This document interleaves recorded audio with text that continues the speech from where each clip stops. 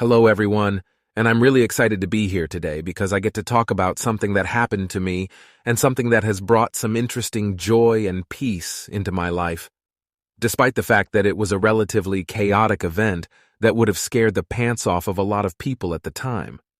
But in my case, it was life-changing in a positive way because it removed a lot of fear and uncertainty. To be honest, it gave me some perspective. I take comfort in the fact that I am a very small piece or molecule of water in a very large river.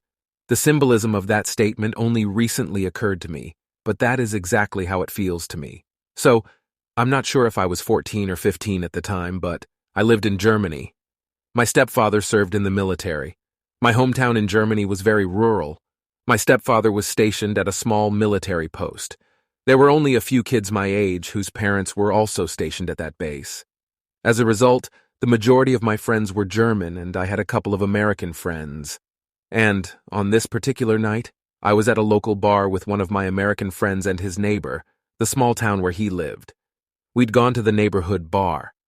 Many people believe that in Germany, if you can see over the bar, you can order a beer, and they are correct. You simply cannot. I believe there are some laws governing it, but they are not enforced as long as you are not acting foolishly. But on that particular night, we'd just been shooting pool and had a beer or two, I'm not sure. But we had gone over on our way back from the bar to his house. We were walking across a large open field that was covered in snow. This was the dead of winter in Germany, which can be quite cold and very hazy.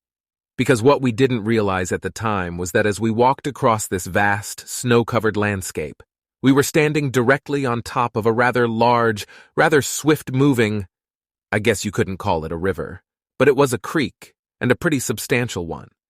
Despite the snow on the ground, it had been a beautiful day.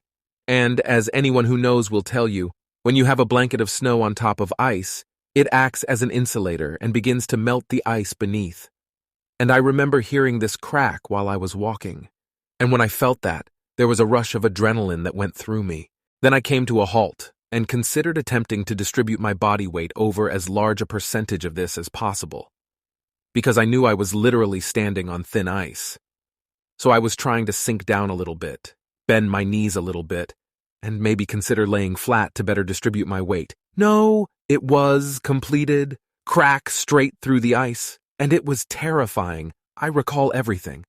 Many people will tell you that they don't remember the couple of minutes before this stuff.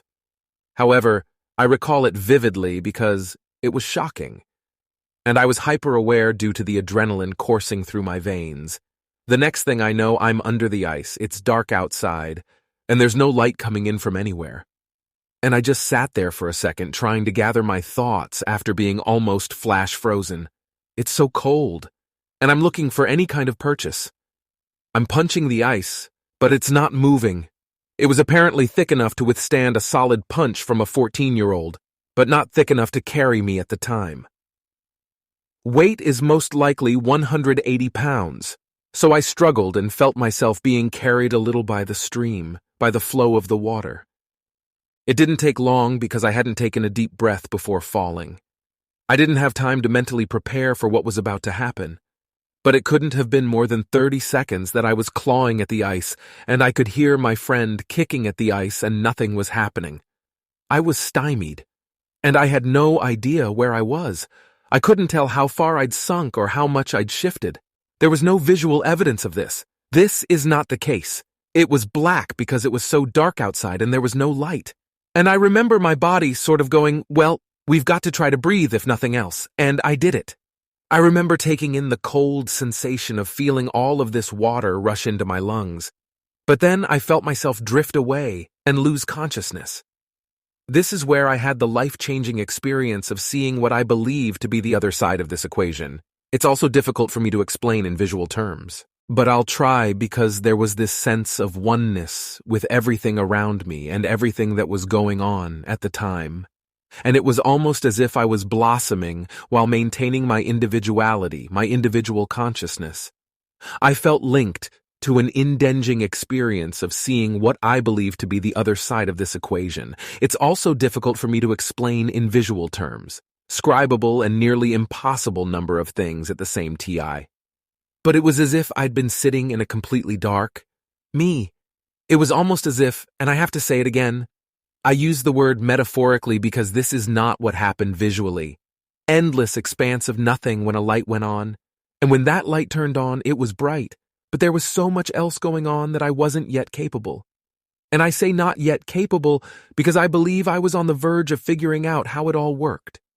But it felt to me as if everything that has ever happened and will ever happen had condensed into a single point.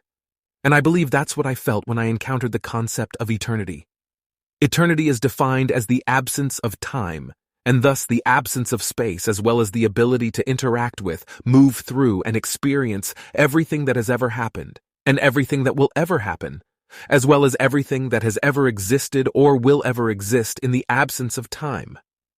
There is no distant struggle between anything, because most people will tell you that a straight line is the shortest distance between 2 points.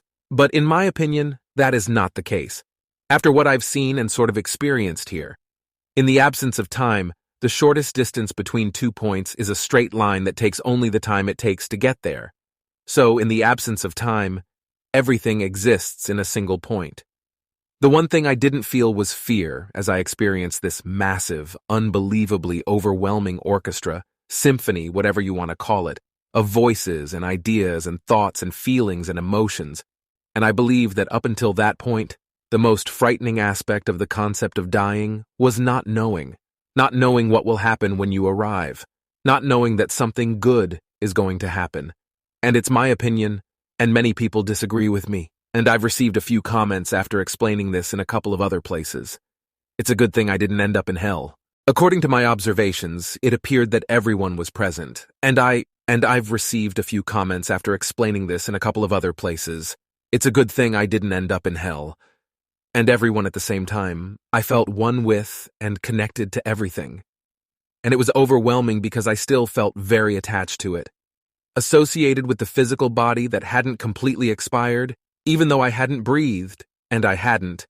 My heart hadn't beaten for at least 5 minutes, if not longer. But it felt like I'd been in this place for hours, if not days. My experience was that I was being reintegrated into that singular oneness that connects everything, and as I was separated from my physical body, I was eased into it. However, there was no fear. In fact, I was almost excited about what was to come. Because I had this incredible sense for several hours, I felt like I was about to fully comprehend it. I was confident that I would quickly grasp everything, that there was nothing to worry about. There was nothing to be concerned about. There was nothing to be concerned about. It was simply a different state of being in which knowledge, wisdom, and complete comprehension were not confined within this, ultimately relatively small organ that helps us animate a body. I believe that the only thing that people are truly afraid of are things that can harm them, and there was no way anything could hurt me there. I had just arrived. I'm still interested myself and who I am, still a unique individual, but I felt like a piece of my identity was about to be deconstructed, still maintaining myself but with no eyes, hands, or mouth. So, looking back, all of this feels very ethereal, difficult to explain with the 5 main senses that humans have. But the most intriguing aspect of this entire experience for me was the absolute sense of content that I felt after having just experienced probably the scariest thing I'd ever experienced. That was inhaling a wave of freezing cold, disgusting creek water into my lungs, knowing what had just happened, knowing I was dead, and being perfectly content with that. There is no sadness. Again, that sense of time ceasing to exist made me realize that everyone I care about was going to be with me in the grand scheme of eternity rather soon. As I began to feel that true and meaningful integration into this new existence, this new state of being, I began to feel myself moving backwards. And I just want to say this to anyone who is reading this. If the thought of parting this world makes you nervous, I implore you to reconsider. It's not a frightening experience. And I'm sure there are some horror stories out there from people who claim to have gone to the other side and seen hell. And I'm not sure how those people live their lives, but I've had none of that myself. But I heard a voice tell me not yet. And it was thoughtful, but it was almost as if the decision had just been made. No way, no how, not yet. But it did give you a hint. And on the other side of that glimpse is an opportunity for me to interact with all of you in order to bring you some peace and comfort. I'm hoping for anyone who is worried about what's going to happen on the other side of this crazy place we live, and that your current physical body is nothing more than that. It's a possession that doesn't belong to you. That is significant to me. So what I beg for in my interactions with people I talk to about this life-changing experience is compassion. It is extremely effective to seek out people's true motivations. Understanding other people's motivations, fears, and excitement will lead you down a path of reason, common sense, and love. And I believe that love is more important than anything else. I believe it is the purest thing you can experience because I was enveloped by it for the time that I was not present here on whatever plane this is. I suppose I'll end by saying this. I love you, I respect you, and I will defend you if necessary.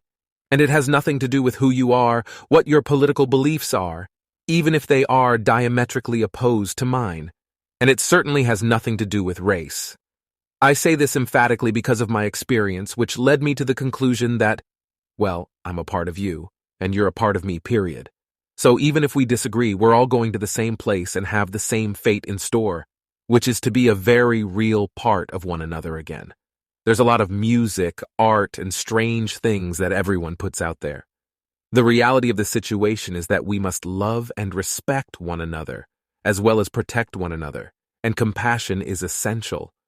So as I always say, I love you, I respect you, and I will protect you if necessary. I had a great time being here, so thank you for the invite.